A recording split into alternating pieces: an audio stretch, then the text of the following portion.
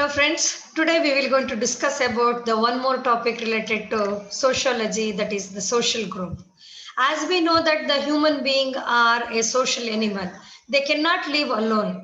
They need to live in a group, otherwise they won't feel comfortable to lead their life and they cannot lead their life alone also. So we will discuss about the some of the social groups existing in a society.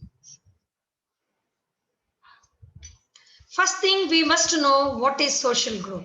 When we want to say as a group, it must consist of a unit of two or more people. Minimum two people are required to tell it as a group. And here it is a group of two or more people who are reciprocal interaction or communication with each other.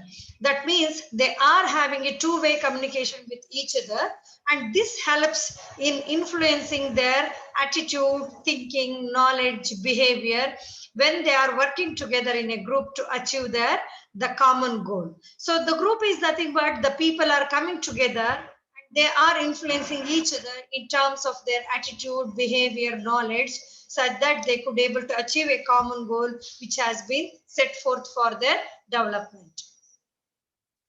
Now we will see some of the characteristics of a social group. The important characteristics of the social group is a group, as I told, it must consist of at least two or more person. A single person, we cannot say it as a group. When we want to say as a group, it must have minimum two person. And it must have a communication and interaction among its members. That means when we are telling it as a group, they must have a communication within themselves. If they are sitting together but not at all talking with each other, then we cannot say it as a group, because they have to communicate, and communication should always to be a two-way process. When there is a two-way process, it encourages for the interaction. When there is interaction, helps in developing a better attitude or influencing on each other. And it is always, the group is continuous, mainly depends upon the culture. How we are transferring our culture from generation to generation helps in formulation of a group. And a group exists only as long as there is a reciprocal psychological interaction. That means when we are having a very good interaction among themselves, that helps us to have a better group. Our group exists for a long. And some of the other characteristics of the groups are mutual awareness. That means when we are telling about a group, we must know about each other in a group. And the next one is they must follow some group norms. Each group is having its own beliefs, norms, and rules and regulations to be followed, and each and every member should follow that group norms. And they must have a similarity of behavior. When there is a compatibility with each other, the group will exist for a long. That can be achieved through the similarity of their behavior in a group. And the next one is they must have a sense of unity. That means the group members feel that we are all together and we are working together for a common goal. If that unity exists, then the group will be existing for a long. Always they must have a we feeling.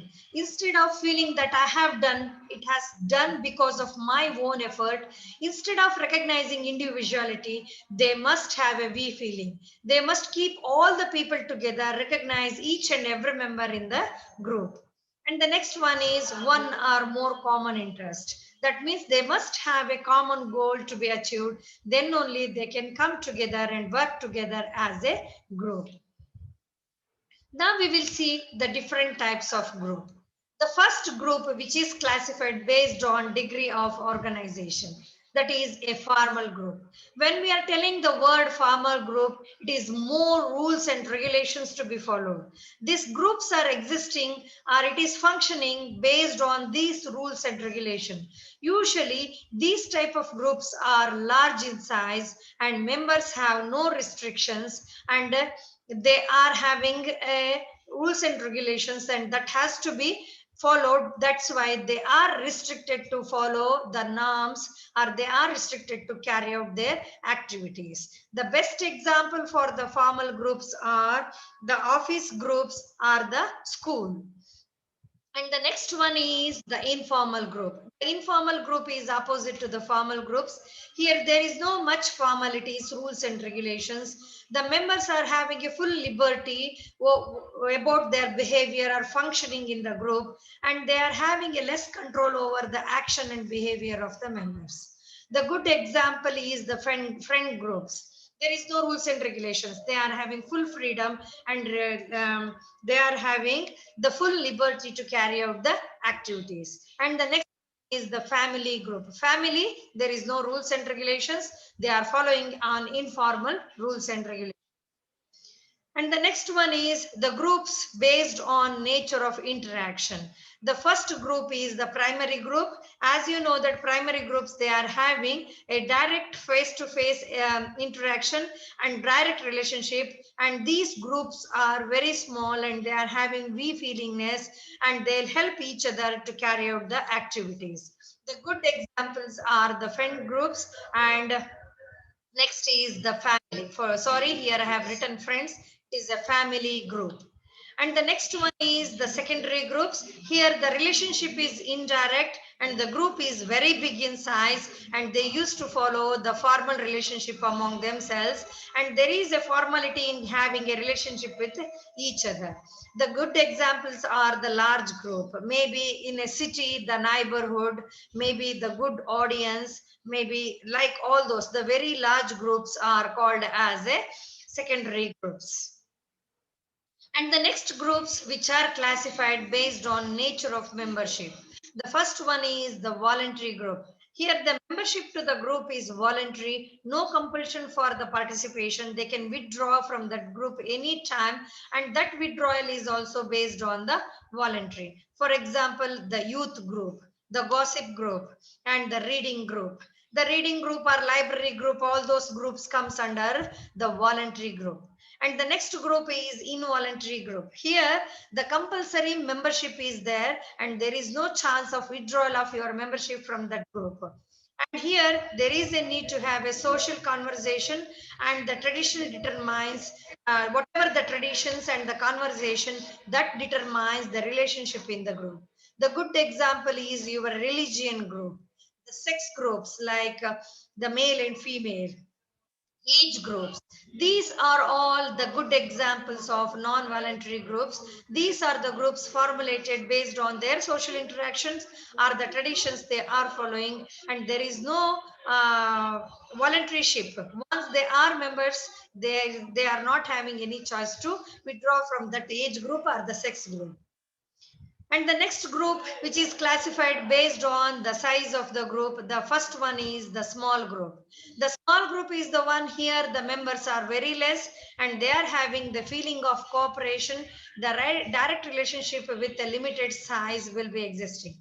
A good example is the sports club, Bhajana Mandals, all these groups are good example for this small group. And the next two groups comes under the size is the big group. Here the number of members are too large, maybe around 61 to 100, and they used to have an indirect relationship among themselves. The good examples are army group or the university groups or any college school, the groups, they are called as a big groups. And the next one is the based on territorial limitations. The groups are classified as a natural territorial group. The natural territorial groups are here, the territory, there is no limits fixed by the individual. Here the territorial limits are fixed by the nature.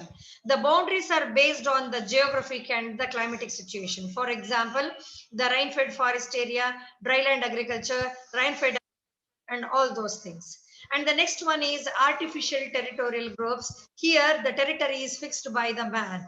For example, taluk, poblis, village, district, all these things are fixed by the man, which is by artificial.